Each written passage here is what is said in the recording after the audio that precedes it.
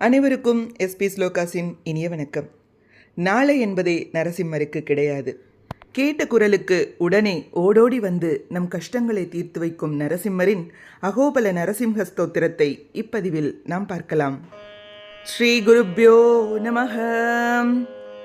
லக்ஷ்மீ கட்டாக்ஷ சரசீருகராஜஹம்சம் पक्षीन्द्रशैलभवनं भवनाशमीशं गोक्षीरसारघनसारपटीरवर्णं वन्दे कृपानिधिमहोबलनारसिंहम् आद्यन्तशून्यमजमव्ययमप्रमेयम् आदित्यचन्द्रशिखिलोचनमादिदेवम् अब्जामुकाब्जमदलोलुपमत्तभृङ्गम् वन्दे कृपानिधिमहोबलनारसिंहम् कोटिरकोटिघटितोज्ज्वलकान्तिकान्तं केयूरहारमणिकुण्डलमण्डिताङ्गं चूडाग्ररञ्जितसुधाकरपूर्णबिम्बं वन्दे कृपानिधिमहोबलनारसिंहम् वराहवामननृसिंहसुभाग्यमीशं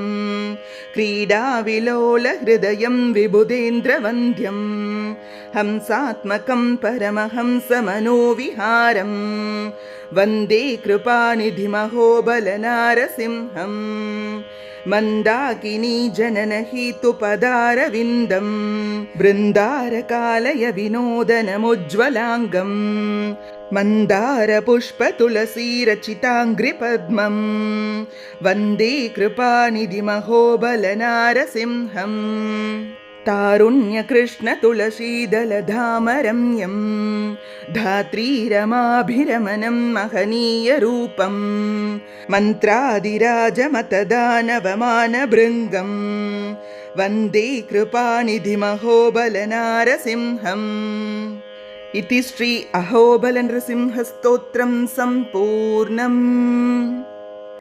கேட்ட குரலுக்கு உடனே ஓடி வந்து நம் கஷ்டங்களை தீர்க்கின்ற நரசிம்மனின் அகோபல ஸ்தோத்திரத்தை துதித்து நரசிம்மரின் அருள் பெறுவோம். நல்லதே நடக்கட்டும், நன்மையை பிறக்கட்டும். நன்றி, வணக்கம்.